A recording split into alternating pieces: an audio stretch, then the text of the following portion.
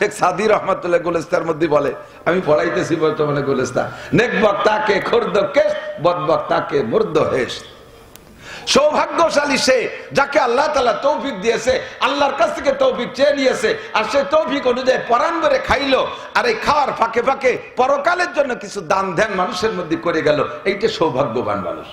আর বদবক্তাকে মুর্দ হেশ, আর কপাল পোড়া, হতভাগ্য, দুর্ভাগ্য, আনাড়ি, বেয়াকুব, আহাম্মক, বুকা ওই ব্যক্তি কামাই রোজগার করলো, পরাণ ভরে নিজেও খালো না, আর সব থিয়েটে চলে গেল, কিছু আখেরাতের জন্য দানও করলো না। এর মতো কপাল পোড়া হতে পারে না, ঠিক না?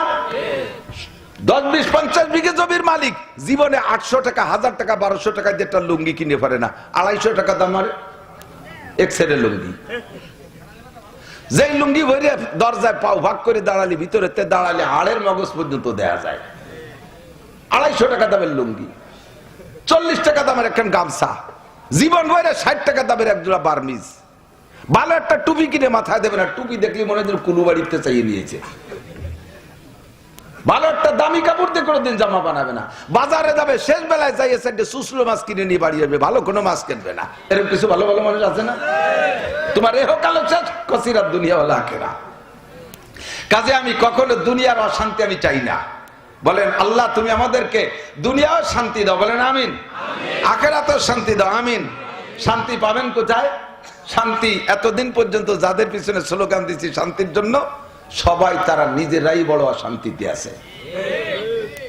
এক খবরে পাইলাম বাংলাদেশ থেকে যারা একদিন আমাদের ভিতরে শান্তি বন্টন করছে, এর 44,000 শান্তিদাতারা পাশে কোথাও হিজরত করছে। 44,000। এর আগেও আর একদল হিজরত করছিল, তাদের অনেকদিন সাক্ষাৎ পাই নাই। কতক্ষণ যাদের পিছিয়ে স্লোগান দিছি শান্তির জন্য, অমুক ভাইরা দিলে ভোট, শান্তি পাবে দেশের লোক, সেই ভাই নিজেই যদি এত অশান্তিতে থাকে, তাহলে আমাদের মতো সমর্থকদেরকে শান্তি সে কোত্থেকে দেবে? রমজান আসার আগেই সব জেলখানায় যাইয়ে এতেকাফে বসে গেছে, ঠিক কিনা? শান্তি ওখানে নেই। এটা মুশরিক শিরকি আকীদা। অমুক ভাইরে দিলে ভোট, এই মিজান মোল্লারে দিলে ভোট, শান্তি পাবে দেশের লোক। মামুন সাহেবরে ভোট দিলে ভোট, শান্তি পাবে দেশের লোক। সরমুনার সাহেবরে দিলে ভোট, শান্তি পাবে দেশের লোক। জামাত ইসলামরে দিলে ভোট, শান্তি পাবে দেশের লোক। এগুলো শিরকি বক্তব্য। আল্লাহ পাক বক্তব্য শিখিয়ে দিয়েছে, 2টা মার্কায় দিলে ভোট, শান্তি পাবে দেশের লোক। 2 প্রার্থীকে দিলে ভোট, শান্তি পাবে দেশের লোক। 2টা মূলনীতি মেনে নেবে যেই লোক, শান্তি পাবে দেশের লোক। কথা বলেন ঠিক ঠিক না? প্রার্থী হলেন আল্লাহ, প্রার্থী হলেন মুহাম্মদুর রাসূলুল্লাহ সাল্লাল্লাহু আলাইহি সাল্লাম। মার্কা 2টা, 1 নম্বরে কোরআন মার্কা, 2 নম্বরে হাদিস মার্কা। মূলনীতি 2টা, ঈমান আর তাকওয়া। মূলনীতি কয়টা? আল্লাহ পাক বলেন ওয়ালাউ আন্না হালাল কুরা আমানু ওয়াত্তাকাও, যদি দেশবাসী ঈমানদার হয় আর আল্লাহকে ভয় পায়। ওয়ালাউ আন্না আহলাল কুরা আমানু, হে জগতের মানুষ তোমরা যদি আল্লাহকে পরিপূর্ণ ঈমান দিতে পারো, ওয়াত্তাকাও, আর আল্লাহকে যেমন ভয় করা দরকার এমন ভয় তুমি যদি প্রমাণ করতে পারো, ভয় দিতে পারো, আল্লাহর সামনে ভয়টা প্রমাণ করতে পারো যে আমি আল্লাহকে ভয় পাই, আখিরাতকে ভয় পাই, জাহান্নামকে ভয় পাই, পুলসিরাতকে ভয় পাই, এক কথায় আল্লাহর সামনে দাঁড়িয়ে আমার গোটা জিন্দেগির হিসাব দেওয়া লাগবে, এই কথাকে যদি ভয় পান, আল্লাহ পাক বলেন লাফাতাহনা আলাইহিম বারাকাতিম মিনাস সামাই ওয়াল আরদ, আসমান থেকে জমিন থেকে, আসমান থেকে রহমত আর জমিন থেকে বরকতের সব দরজা তোমাদের খুলে দেব। শান্তি আর রহমতের চাবিকাঠি আল্লাহর হাতে। আল্লাহ পাক চাবি দিয়ে এর দরজা খুলে দেবে, তালা খুলে দেবে, তাহলেই একমাত্র শান্তি পাওয়া যাবে। বলুন ঠিক কি ঠিক না? নইলে দুনিয়ার কোন মানুষের পিছনে স্লোগান দিয়ে শান্তি আগেও পাই নাই, এখনো পাচ্ছি না, ভবিষ্যতেও পাবো না, কোন মানুষ শান্তি দিতে পারে না। আমাদের এটা স্বভাব, আমাদের এটা স্বভাবে পরিণত হয়ে গেছে। যে যখন আসে, যাকে যে সমর্থন করি, দেশে কোনো ভালো দিক দেখলে সব তার সুলক্ষণের দিকে ঢেলি দিই। এবার এই হয়েছে, ওই হয়েছে, এর দাম কমছে, ওর দাম করছে, কার কারণে? ওই তো উনার কারণে। আমি সবকিছু বললাম, পেঁয়াজের দাম কমছে, কার কারণে? অমকের কারণে। আলুর দাম কমছে, উনি কি 1 কাঠা জমিও চাষ করে পেঁয়াজ আর আলু লাগাইছে? আপনারা কৃষকরা মেহনত করছেন, আল্লাহর দিকে তাকাইয়া মৌলবীরা দোয়া করছে। আপনাদের ক্ষেত দোয়া করে মৌলবীরা। আমাদের গ্রাম্য ভাষায় কয় না, পরের কালা আইরে দেখিয়া দড়ি পাকাও। শেষে যেন কি কয় না, কি কয়, এত বড় দড়ি পাকা আড়িয়ে ডাকার, আড়িয়ে তো আর একজনের। তারপরে পুনা দেখিয়ে ফাঁসালা বাবু ওই কান কান আগে ওই যে পানির মধ্যে বর্ষাকালে জোয়ারে পানি আসতে পারে লাল লাল টাইম আছে, ভুনা নিয়ে আসতো না, যে ভুনায় যে গামছা দিয়ে খেয়ে বাঁধাতে মনে আছে রেখে দিই। তো ভুনা দিয়ে লাভ আছে, কিন্তু বই তো আমার না। সারা বাংলাদেশের যত ক্ষেত খামার হয়, মৌলভীকে কোনো জমি ক্ষেত নাই, অথচ মুনাজাত করি আমরা। কেন মুনাজাত করি?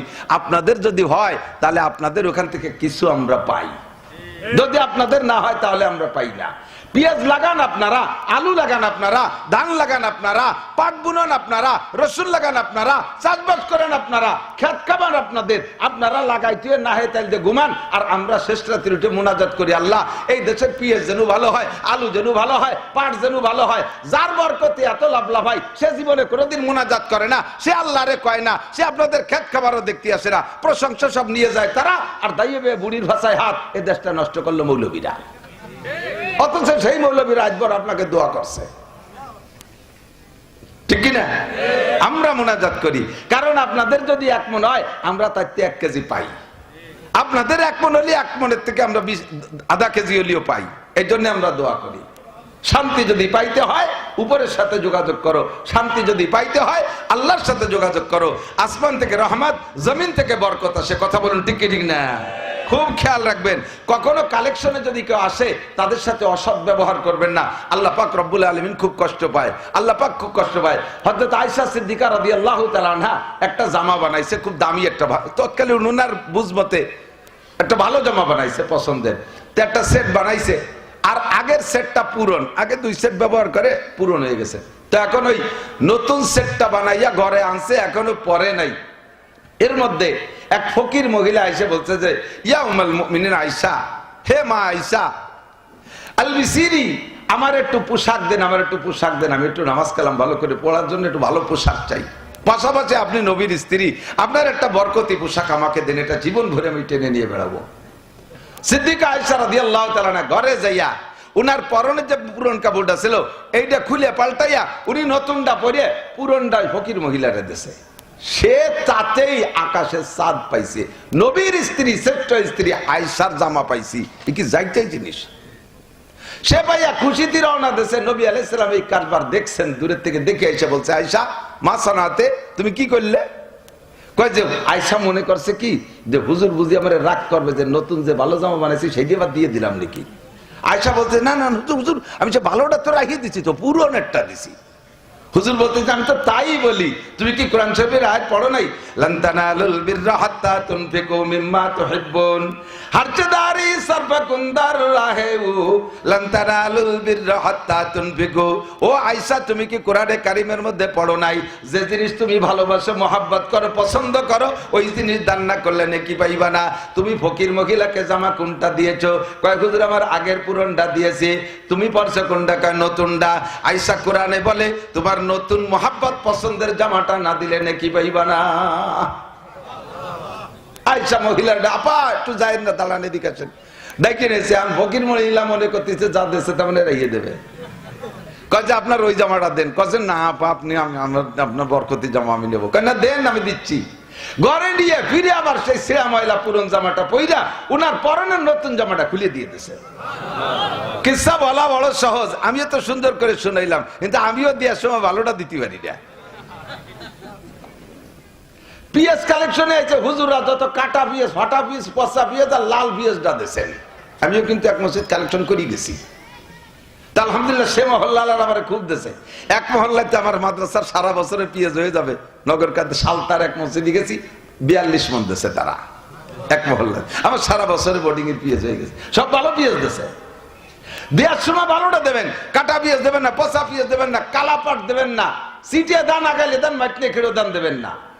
এগুলো দিলে, কারণ যারা দোয়া করছে তাদেরকে আপনি খারাপটা দিলে আল্লাহ পাক বলেন আগামী বছর তোমার আমি বুঝাই দেব। খেতে থেকে ধান কেটে বাড়ি নিয়ে মলবেন, মনে রাখবেন যে 50 মণ হবে, দেখেন যে 10 মণ হয়েছে, 40 মণ সিটিয়ে লম্বাটা মারিয়ে গেছে, শেষের বাতাসে মারিয়ে গেছে। আল্লাহকে মারলোকে জানো? গত বছর আমার তালবি আলিমকে সিটিয়ে দাম দিছিলি, তাকে কিরম ট্যাক্স হলো সেটা বুঝানোর জন্য এবার তো 40 মণ দিচ্ছি সিটিয়ে। এগুলো খেয়াল রাখতে হবে। শান্তির জন্য দোয়া কার কাছে? চলে যায়, সময় কম, কামাই বেশি, আর 10 মিনিট। তো শান্তি পাইতে হলে আল্লাহ বললেন ঈমান আর তাকওয়া। বলেন আমানতু বিল্লাহ, আমানতু বিল্লাহ, আমানতু বিল্লাহ। আল্লাহ আছে না নাই ভাই? পুরো টেনশন করার দরকার আছে? আল্লাহ পাক একদিন না একদিন বিজয় দিবেনই দিবেন ইনশাআল্লাহ। আল্লাহ কয় মাতা, আমরা বলি মাতা নাসরুল্লাহ, আল্লাহর সাহায্য কখন আসবে? আল্লাহ কয় আলাইনা নাসরুল্লাহি করিব, বেশি দেরি নাই, আসবে। তোমরা বেঁচে থাকতে দেখে যেতে পারবে ইনশাআল্লাহ, অচিরে দেখে যেতে পারবেন।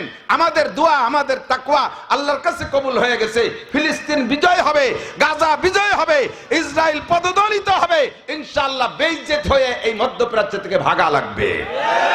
ডোনাল্ড ট্রাম্প যেমন আমেরিকাওয়ালা আফগানিস্তানের কয়টা মোল্লার হাতে জুতোর বাড়ি খেয়ে গেছে, গাজার থেকে ইনশাআল্লাহ ডোনাল্ড ট্রাম্প নেতানিয়াহু জুতোর বাড়ি খেয়ে যাবে।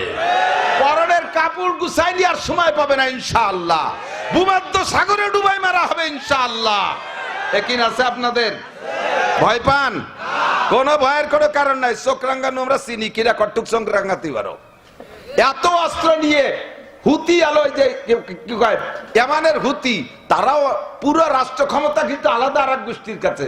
এরা আঞ্চলিক একটু মাতুবাড়ি করে, আঞ্চলিক একটু শাসন করে।